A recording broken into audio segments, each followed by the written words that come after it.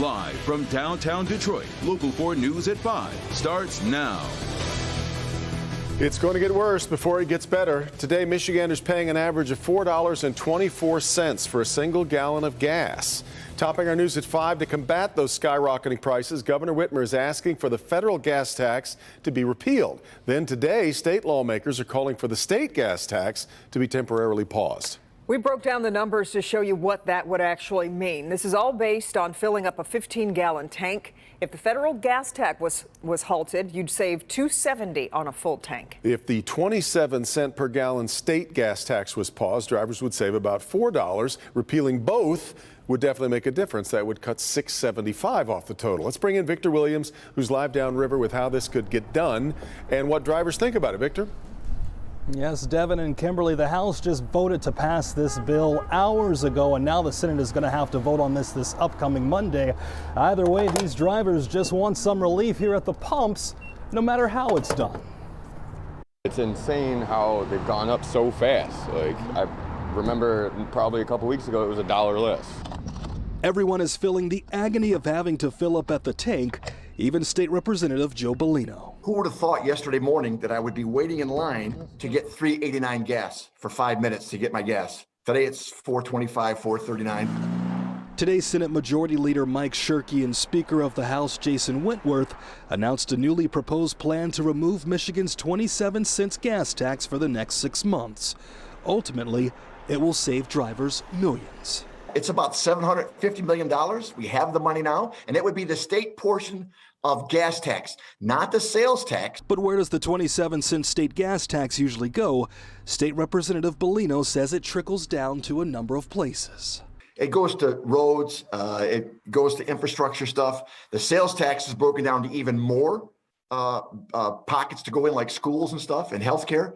So mainly it goes to roads. But the good news right now is that the state has the money to backfill the cost completely. And we've got plenty of money right now, so nobody should worry about roads are going to crumble because we paused this for 6 months. We've got plenty of money in the bank from the feds. We can backfill it and ease people's pocketbooks. I just hope they do something. I don't know. I just hope it don't last long, that's all. And like we said, everyone is feeling the pain right here at the pumps. Even a man who transports medical patients from point A to point B. We'll hear from him right at 6 p.m. Victor Williams, Local 4. All right, Victor, we will see you then. So we want to know how gas prices are affecting you and your daily life. We've posted a survey for WDIV insiders so you can share your stories. Takes just a minute or two to give us the topics that you think we need to be addressing. You do have to be a WDIV insider to take this survey. You can find a link to sign up on the homepage at clickondetroit.com. A deepening crisis in Ukraine as millions of people remain trapped in dire conditions. United Nations estimates at least 2 million people now have fled Ukraine to neighboring countries, of course, many of them going into Poland.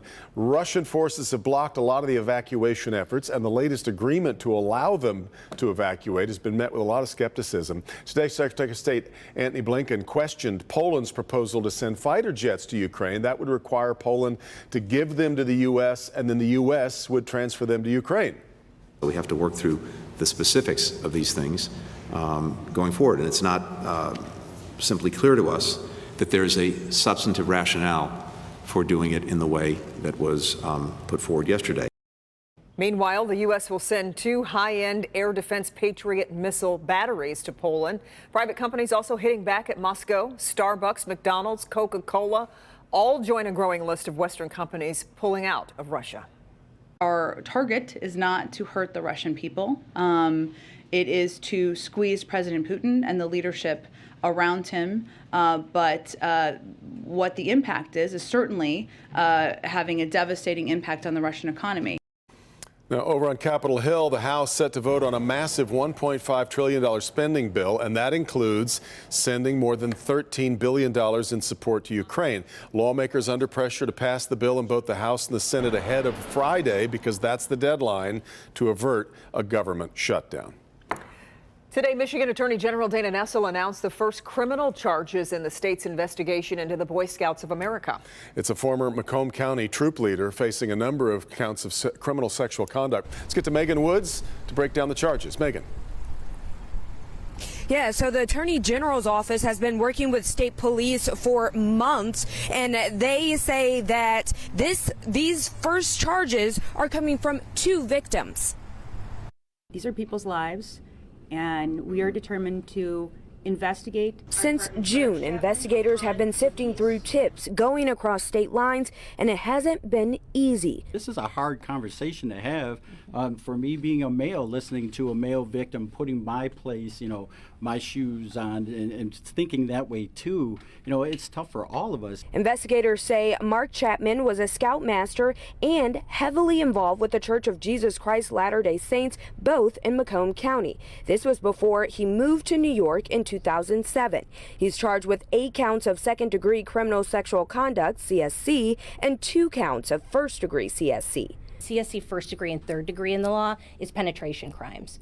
CSC second degree and fourth degree include sexual touching crimes. What do we have here? We have first degree and second degree. He threatened them with violence when they refused to participate or tried to stop him from continuing his assaults, and he is the source of their pain, their psychological scars. It's alleged Chapman was abusing children for years. These charges stem from 2 victims. The first victim alleged the abuse began in 2000 when they were just 13 and continued until he was a senior in high school. Victim number 2 was a family member, around 11 years old when the abuse by Chapman began. The abuse went on for years. Investigators want others who experienced abuse while in Boy Scouts of America to come forward. I would encourage any victim that's ready for their story to be heard to notify us either via the tip line or any other means.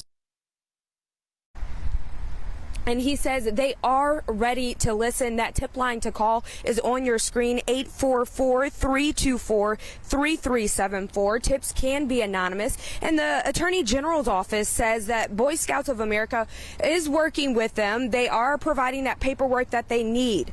Back to you guys. Megan, we appreciate it. In a Local 4 news update, police arrest the suspect accused in the deadly shooting of his sister. The shooting happened Tuesday afternoon on Bloom Street along the Detroit-Hamtramck border. Police say Nashwan Ali killed his sister after being thrown out of their house. He was arrested today in Tennessee after a brief chase. Charges are pending. All right, let's now get to opening statements and the first testimony today for the 4 men charged with plotting to kidnap Governor Whitmer. And a whole host of new information was revealed, including what prosecutors say the 4 men planned to do right after capturing the governor. Defender Sean Lay is live tonight with a very busy first day of testimony. Sean. And Kimberly, you've been following this like us the entire time here. We've known a lot of the facts, but today, listening very closely for new information, and the prosecution brought that new disturbing information saying they have evidence that these 4 men on trial right now were threatening or planning to shoot the governor's security team, shoot to kill, and then shoot to kill any police officer that responded to her summer home up north. Once they said they would storm inside the home, they would hogtie Governor Gretchen Whitmer to kidnap her. Defense, though, arguing this is all entrapment by FBI informants and all talk.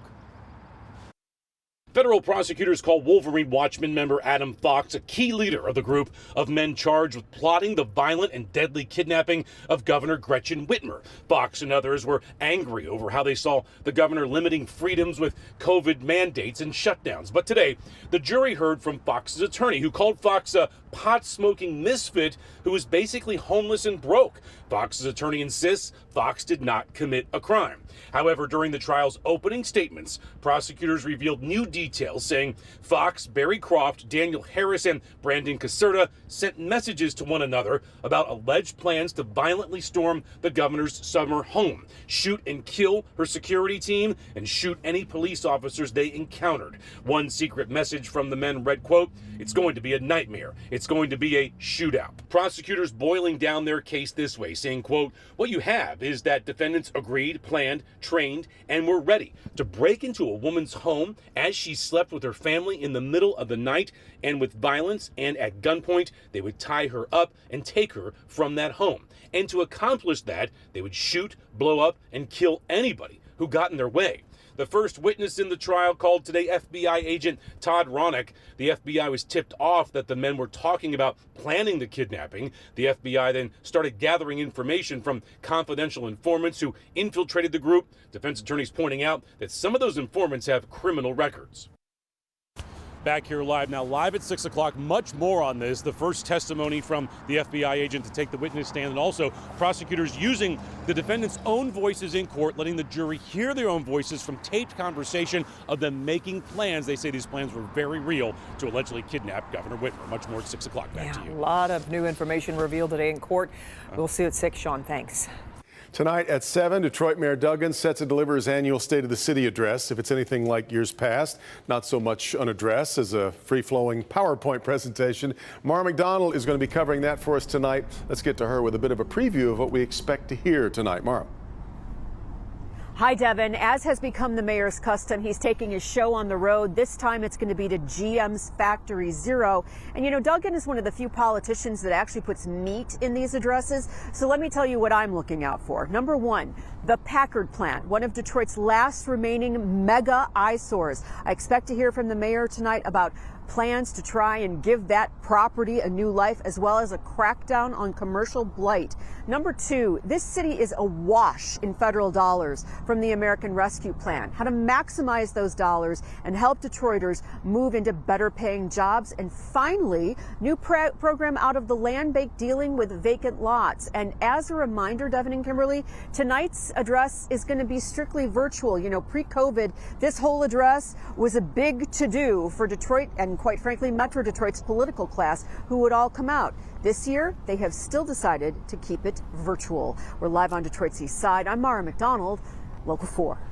All right, Mara, it doesn't change our plans, though. You can still watch the mayor's 9th State of the City address live on Local 4 tonight, our streaming app, Local 4 Plus, or on clickondetroit.com. The mayor's remarks get underway at 7. An important programming note, that means Wheel of Fortune and Jeopardy will air over on Me TV tonight while we bring you the State of the City.